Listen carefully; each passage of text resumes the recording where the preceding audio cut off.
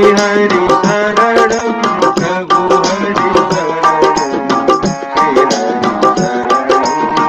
श्री हरि शरणं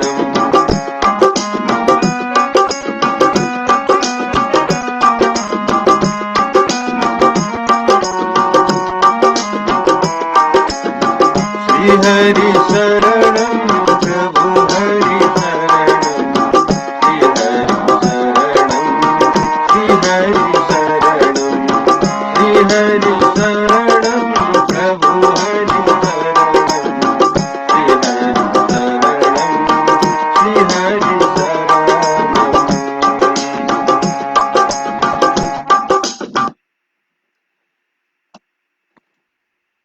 जय श्री कृष्ण जय श्री हरि।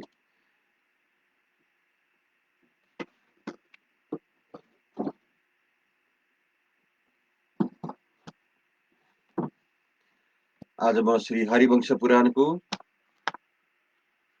82औं दिनमा 28औं अध्यायको बाँकी अंशलाई अगाडि बढाउँदैछु। कल तक हमने पाठ किया था जिसमें नारद जी बोल रहे थे। अब फिर वही कंस इस देवकी का जो 8वां गर्भ है उसमें विश्व वंदित भगवान विष्णु निवास करेंगे। अतः यह गर्भ तुम्हारी मृत्यु का कारण होगा। वे विष्णु ही देवता के सर्वस्व है, स्वर्गलोक के आश्रय है तथा देवगणों के परम रहस्य है। वे ही तुम्हारे मृत्यु के कारण होंगे। कंस, तुम देवकी के गर्भ को मार गिराने के लिए यत्न करो। शत्रु दुर्बल अथवा शोधन हो तो भी उसके प्रति उपेक्षा नहीं करना चाहिए। ये उग्रसेन तुम्हारे पिता नहीं है। शोभ विमान का स्वामी ओज और तेज से प्रसन्न महाबली द्रुमिल तुम्हारा पिता है। नारद जी की यह बात सुनकर मुझे कुछ रोष आ गया। मैंने पुनः पूछा, ब्राह्मण, द्रुमिल नामक दानव किस तरह मेरा पिता हुआ? तपोधन विप्र, बताइए, मेरी माता के साथ उसका समागम कैसे हुआ? मैं ये सब विस्तार के साथ सुनना चाहता हूँ। नारद जी ने कहा, राजन, बहुत अच्छा।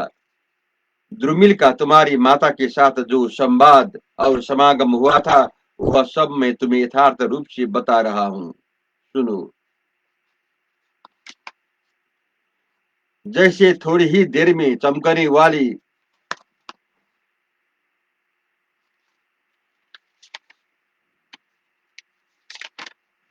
तो फिर सुनिए, मैं बता रहा हूँ। एक समय की बात है, तुम्हारी माता जब रजस्वाला होने के पश्चात स्नान कर चुकी थी, कौतूहल बस दूसरी स्त्रियों के साथ सोयामुन नामक पर्वत का दर्शन करने के लिए गई।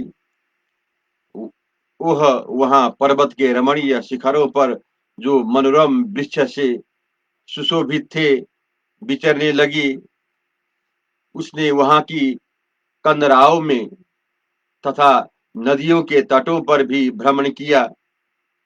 वहां उसे कानों को सुख देने वाली कुछ ऐसी बातें सुनने को मिला जो कामोद्दीपन करने वाली थी। वो बातें किन्नरों के गाए हुए गीतों के रूप में उपलब्ध होने के कारण बड़ी मधुर प्रतीत होती थी और प्रतिध्वनि से सब ओर गूंजती रहती थी। मयूरों की मधुर केका ध्वनि तथा विहंगमों के कलरवों के निरंतर सुनती हुई तुम्हारी माता के मन में श्री धर्म पुरुष सहवास की रुचि जागृत हो उठी। इसी बीच में वन श्रेणियों से निकलकर फूलों की सुगंध से भरी हुई मनोरम वायु चलने लगी, जो काम भावना को जगाने वाली थी। खिले हुए कदमों पर भ्रमर छाए हुए थे, जो उनके आभूषण से जान पड़ते थे। वायु के झोंके खाकर और निरंतर गिरती हुई जलधाराओं से मूर्छित से होकर वे कदम्ब अधिकाधिक गंध छोड़ने लगे। मदनोमक मदनोन्माद को जगाने वाला नाग केसर अपने फूलों की वर्षा कर रहे थे। पुष्पमय कंटक धारण करने वाले निप दीप के समान प्रकाशित हो रहे थे। नई नई घासों से ढकी और वीर बहुटी से विभूषित हुई वसुधा नव युवती नारी के समान मानो रजस्वला रूप धारण किए हुए थी। ऐसे समय में सौ सौभ विमान का अधिपति द्रुमिल नामक दीप्तिमान दानव भावी दैव योग से विधाता द्वारा प्रेरित होकर वहां आ पहुंचा। इच्छानुसार चलने वाला उसका विमान प्रभात काल के सूर्य की बहुत ही तेज पुंज से प्रकाश हो रहा था। उसके द्वारा वह वहां सुया मुन पर्वत की शोभा देखने की इच्छा से शीघ्रता पूर्वक सहसा आ गया। मन से भी तीव्र गति वाले उस विमान द्वारा आकाश मार्ग से इच्छानुसार चलने वाला वह दानव पर्वतराज सुया मुन पर आकर उस श्रेष्ठ रथ से नीचे उतरा। शत्रुओं के रथ को तोड़ डालने वाले उस रथ को उस पर्वत के उपवन में खड़ा करके वह विमान चालक के साथ पर्वत शिखर पर विचर करने लगा। उन दोनों ने वहां बहुत से वह और कानन देखे। वहां की वनस्थली नंदवन के समान सभी ऋतुओं के गुणों से संपन्न थी। वे दोनों उस पर्वत के शिखरों पर कंदराओं में और नदियों के किनारे किनारे घूमने लगे। उस पर्वत के बहुत से ऊंचे ऊंचे शिखर नाना प्रकार की धातुओं से आवृत थे। भांति भांति के रत्नों से उनकी विचित्र शोभा हो रही थी। उन दोनों ने देखा पर्वत के विभिन्न शिखर सुवर्णमय रजतमय तथा अंजनमय दिखाई दे रहे हैं। नाना प्रकार के फूलों की सुगंध वहां व्याप्त हो रही थे। भांति भांति के जीव जंतुओं के समुदाय वहां निवास करते हैं। अनेक प्रकार के पंछी अपने कलर बोसो कलर बो से उन शिखरों को कोलाहल पूर्ण कर रहे हैं। भांति भांति के पुष्प और फलों से संपन्न वृक्ष वहां लहा रहे हैं। नाना प्रकार के औषधियों से संयुक्त उन शिखरों पर ऋषि और सिद्ध पुरुष निवास करते हैं। विद्याधर किन्नर रीछ बानर राक्षस सिंह व्याघ्र बराह भैंसे शरभ खरगोश श्रीमर मृग विशेष की चमर चौवरी गाय न्यांकू बारहसिंगा न्यांकू अर्थात बारहसिंगा हाथी यक्ष निशाचर तथा ऐसे ही नाना प्रकार की जाति के प्राणियों को देखता हुआ वह दानव उस उत्तम पर्वत पर भ्रमण कर रहा था। इसी समय उस दानव राज ने दूसरे ही उग्रसेन की रानी को देखा, जो सखियों के साथ क्रीड़ा करती तथा फूल चुनती हुई देवकन्या के समान सुशोभित हो रही थी। सखियों से घिरी हुई उस सुंदर कटी प्रदेश वाली रमणी को दूर से ही वहां विचरती देख शोभ विमान का स्वामी द्रुमिल चकित हो उठा और अपने विमान चालक से इस प्रकार बोला, सूत, इस वन के भीतर विचरने वाली यह मृगनयनी वाला किसकी स्त्री है, जो रूप और उदारता आदि गुणों से संपन्न होकर काम पत्नी रति के समान शोभा पा रही है। अहो, क्या यह देवराज इंद्र की पत्नी सची है या तिलोत्तमा है, अथवा जो भगवान नारायण के उरु का भेदन करने के प्रकट हुई और पुरुरभा की प्यारी महारानी बनी थी, वह सुंदर कांति वाली रमणी रमणी रत्न उर्वशी है।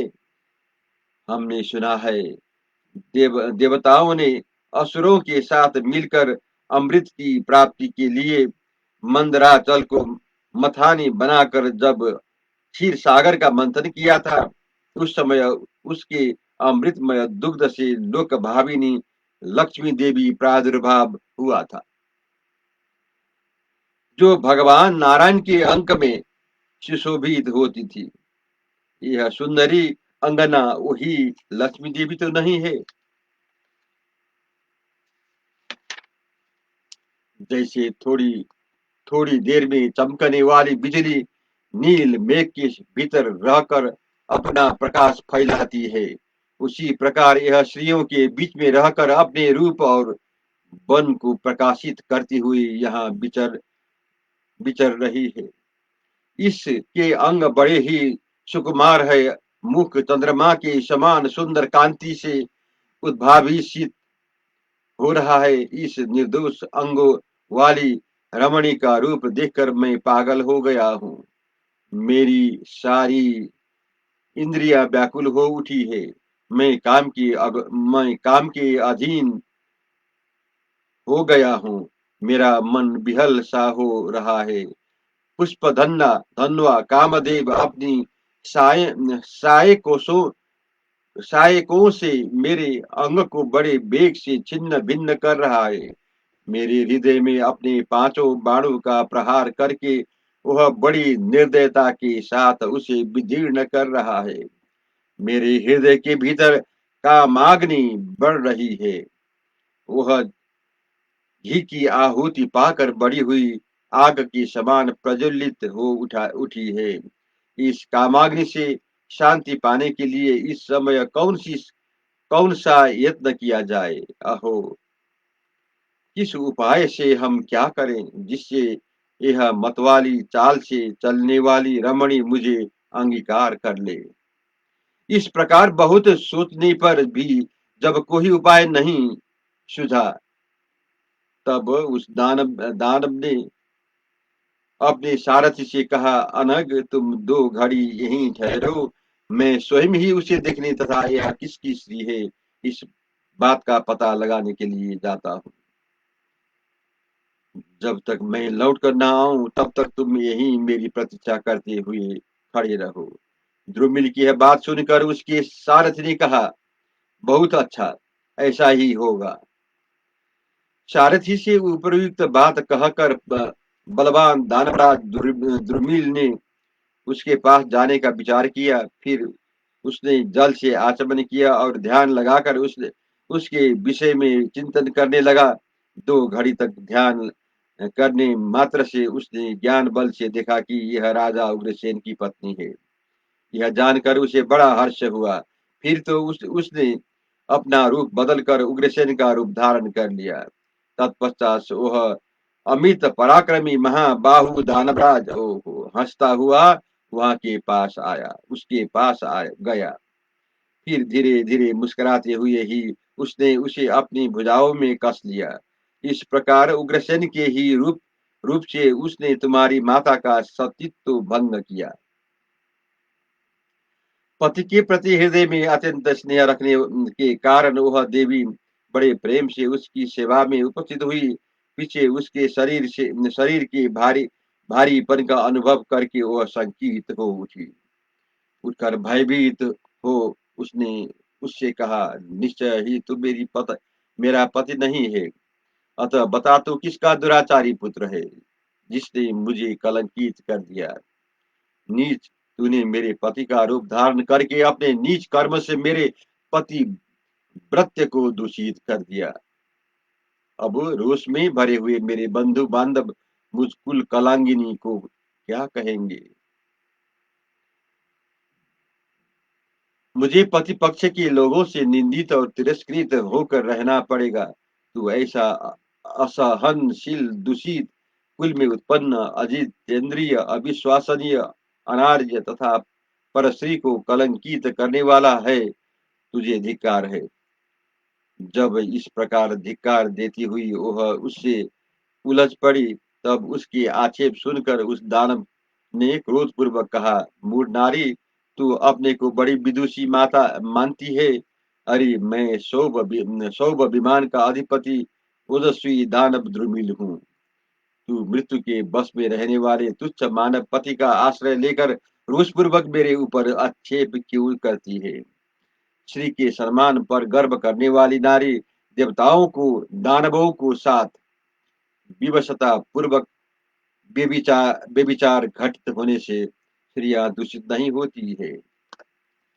इन स्त्रियों की विशेषत मानवीय स्त्रियों की बुद्धि निश्चय नहीं होती।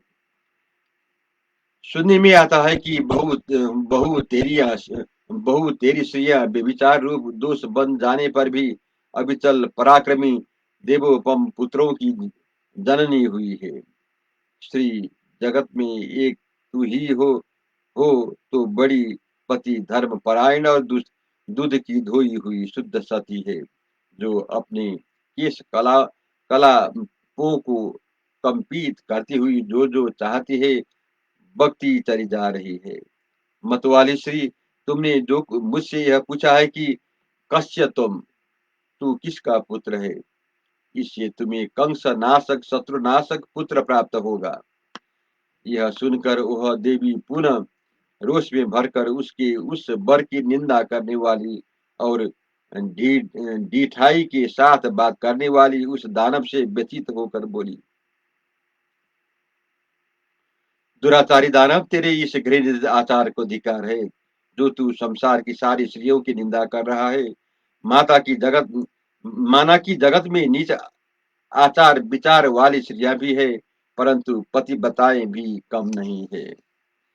कुलाधम, अरुंधति आदि जो पतिव्रता स्त्रियां सुनी जाती है, उनका स्मरण कर, जिन्होंने समस्त प्रजाओं तथा संपूर्ण लोगों को अपने सतीत्व के बल से ही धारण किया है।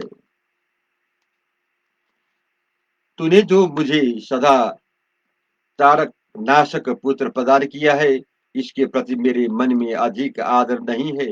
इस विषय में मैं जो कुछ कहती हूँ उसे सुन ले।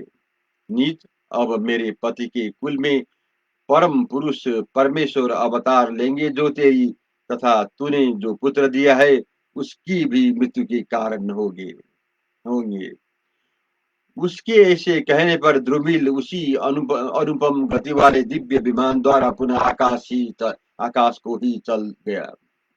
तुम्हारी माता अत्यंत दीन होकर उसी दिन मथुरापुरी को चली गई।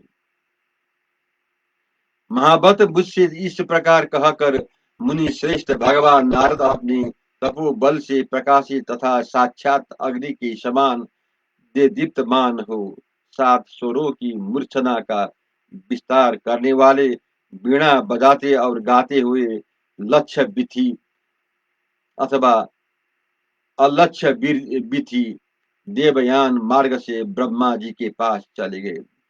महाबत, मेरी यह बात सुनो और समझो। तीनों लोगों की बातें जानने वाले बुद्धिमान नारद ने सब कुछ ठीक ही कहा था। अधिक कहने की क्या आवश्यकता। बल विजय विनय प्रमाण शक्ति तेज पराक्रम सत्य और दान के द्वारा मेरी समानता करने वाला दूसरा कोई पुरुष नहीं है।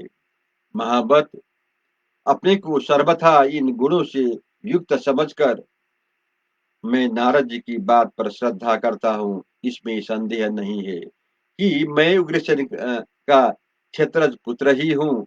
माता पिता ने तो मुझे त्याग ही दिया है, मैं अपने तेज से ही इस सिंहासन पर बैठा हूँ। मेरे माता पिता तथा विशेषत सभी बंधु बांधव मुझसे द्वेष रखते हैं। ये सभी यादव श्री कृष्ण के पक्ष में मिल गए हैं। अतः मैं इन दोनों गोकुल कलंकों को हाथों के द्वारा मरवा कर इन यादवों का भी वध कर डालूंगा। अतः महाबत तुम जाओ, कुबल या पीठ हाथी पर आरूढ़ हो, अंकुश भाला और तोमर लिए रंगशाला के द्वार द्वार पर धीरता पूर्वक डट जाओ, विलंब न करो। जय श्री कृष्ण, जय श्री हरि।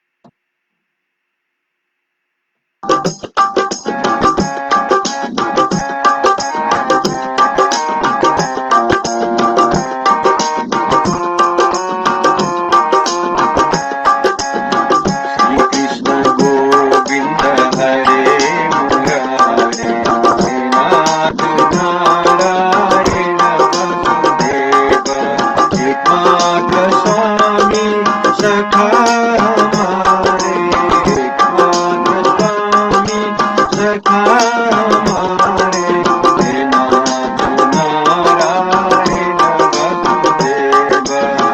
श्री कृष्ण गोविंद हरे मुरारे, हे नाथ नारायण वसुदेव।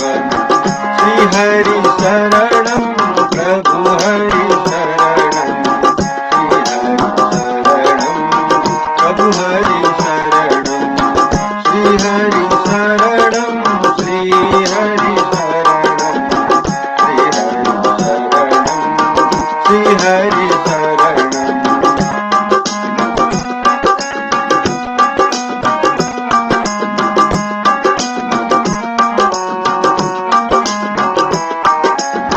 श्री हरि शरणं प्रभु हरि शरणं, श्री हरि शरणं, श्री हरि शरणं, श्री हरि शरणं प्रभु हरि शरणं, श्री हरि शरणं। जय श्री कृष्ण, जय श्री हरि।